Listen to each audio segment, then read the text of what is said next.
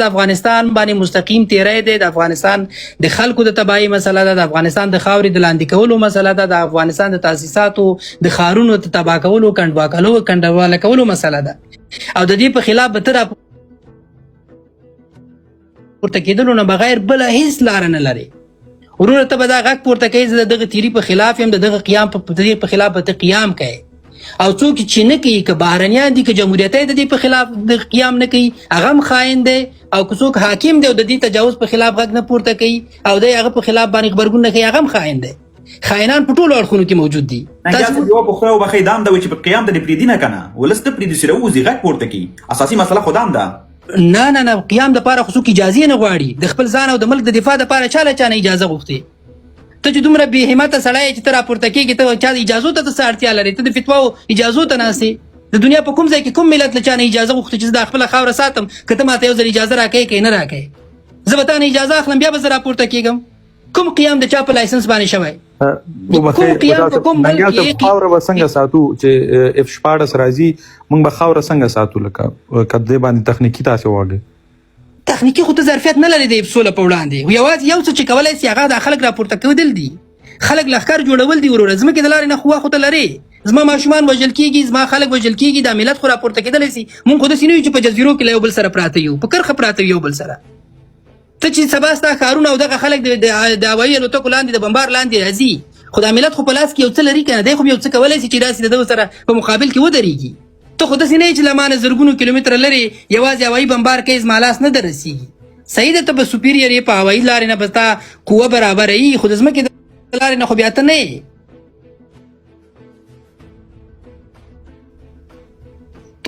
اوس که خلکو ته وایي چې نه ته خاموشه پاتې شه چې نه دا څه خبره نه ده، تو بس دا ډرامه ده او دا یوازې د خپل خلک په تا ګرانوي، نو دا خپل خلک یې پې ګران کړل که پې تباه یې کړل.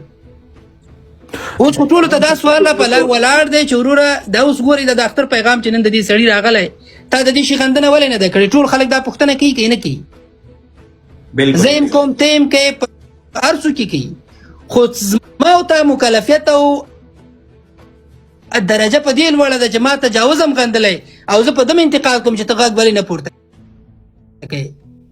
نورو تجاوز نه دی غندلی، د پاکستان په خلاف یې غږ نه دی پورته کړی، یوازې ده ته یې دوامداره ویلي چې ته ولې غږ نه پورته کوې.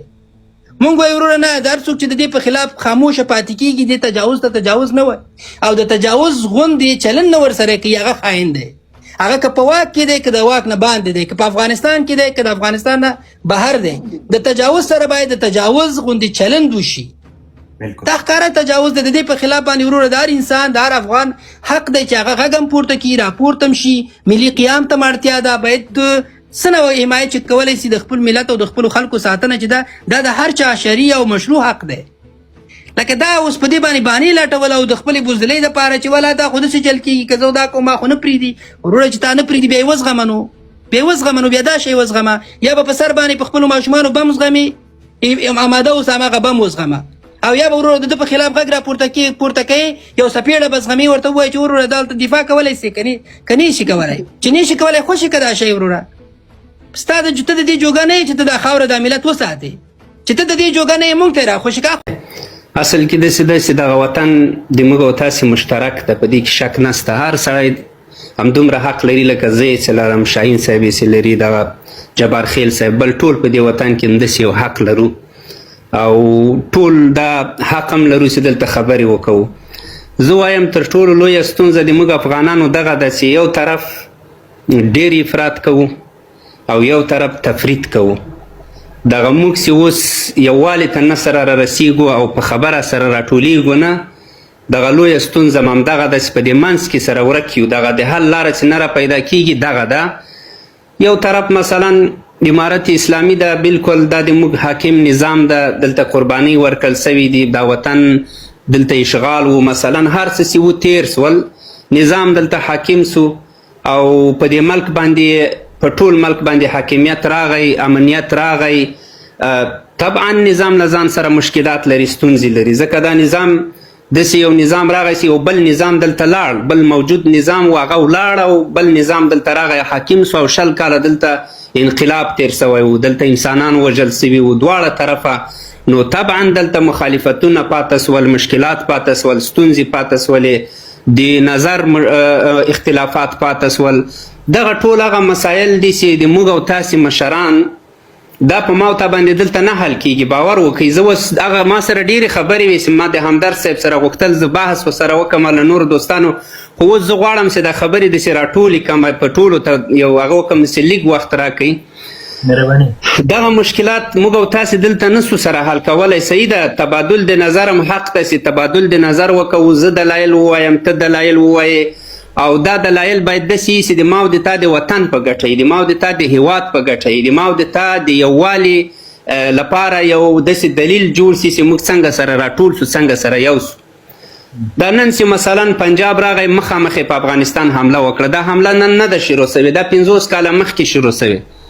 دا 50 کاله مخکې پنجاب د افغانستان سره دښمني شروع کړې ده او په تدریجي ډول او په بېلابېلو شکلونو سره یې دلته د افغانانو له ضعف نقطو نه، مثلا د افغانانو له بې اتفاقي نه، له دغه مسایلو نه ګټه پورته کوله، غیر مستقیمې په افغانستان کې جګړه مخته وړله. او دا موږ نسو ویلی چې اوس نو که څوک په پاکستان کې مهاجر ناست و هغه ملامت و، په کابل کې چې ناست و هغه سلامت و. دا باید موږ باید دلته عدالت وکړو، عادلانه خبرې وکړو. کابل ته مثلا چې کمونستان راغلل، صحیح ده، اول خو دغه افغانستان ته ټوله بدبختي دغه مجاهد نه ده راوړې، خو نن ټول شی راځي په مجاهد باندې ورلویږي. مثلا له مجاهد وروسته بیا خلک دا تفکیک نه کوي چې طالب څنګه افغانستان ته راغی، په کوم حالات کې راغی، بیا وروسته ټول په طالب باندې ورچوي.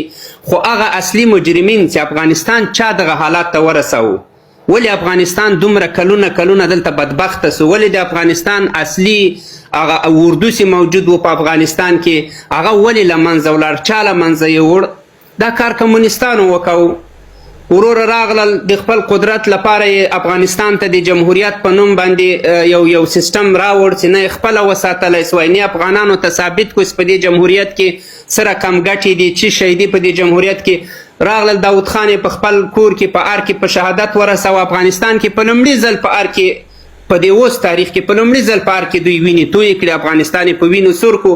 پاکستان ته، ایسای ته، د امریکا استخباراتو ته، د نړۍ ټولو ته یې زمینه برابره کړه. وروره مجاهد یو سړي په لاس کې ونیو، کمونیست بل سړي په لاس کې ونیو، هغه بل په لاس کې افغانستان نه شی جوړ سول د بزکشي میدان. هر سړی راتو هم دلته یې بزکشي کوله او وینې تویېدلې، وینې د افغان تویېدلې. موږ دا وایو ځواک صاحب غلطیانې ټولو نه سوي، اشتباهات له ټولو نه سوي، د خپل شل کلن جهاد لپاره شرعي دلایل لرو. داسې نه ده چې موږ ووایو چې خدای ناخواستات په دغه جهاد کې چې وینې تویې سولې، دغه وینې دا همداسې تویې سوي دي، نه، د دې لپاره موږ شرعي دلایل لرو. که څوک یې راسره وایي، هر سړی چې ارادې سي ورسره شرعي دلیل بغیر له دې چې خدای ناخواسته یا لابي کوو یا دین تحریفوو یا غلطې خبرې کوو، دا نه کوو، هیڅ صورت یې نه کوو. اوله ورځ په امریکایانو په افغانستان حمله کوله چې امارت اسلامي په 2001 کال کې په امارت اسلامي دا حمله وسوله. دا داسې نه ده چې په یو بل نظام باندې دلته وسوه، امارت دلته موجود و او د یو څو لنډغرو په مقابل کې جنگ شروع کړی و چې هغوی له افغانستان نه لرې کړي او افغانستان کې واحد نظام رامنځته سي، تر څو افغانان سره راټول سي یو نظام جوړ کړي دلته. خو هغه په مقابل کې جنگ بالاخره امریکا راغله، دلته یې بمبار شروع کړ، هر شی جمهوریت شتون نه درلود. ګورئ همدغه خلک لاړل جرمني ته، هغه د جرمني کې چې کومه پریکړه دوی وکوله هغه هم پرته ده چې افغانستان دوی څنګه خرڅ کړو. مثلا په افغانستان کې بیا امارت اسلامي له دې پریکړې نه څنګه بیرون پرېښو، د څه لپاره یې پرېښو؟ مثلا د دوی هدف په دې کې چې دا قضیه بیخي نه ده څېړل سوې، نه څوک دې ته توجه کوي چې دا ولې داسې وسول، د څه لپاره داسې وسول، دا نه کوي. که امریکایان په زور افغانستان ته راغلل، د ما کور یې ونیو، د شاهین صاحب کور یې ونیو، د بل یې ونیو، د بل یې ونیو، وروره د ما وطن یې اشغال کو، دا وطن د ما کور و، ما به څه کول؟ ما به مبارزه نه کوله، ما به جهاد نه کوو، ما به هجرت نه کوو، ما به څه کول؟ خو بلې وبخښئ ډېر زیات خبره دلته دغه یوه نقطه غواړم د تاسو نه هم دلته وپوښتم.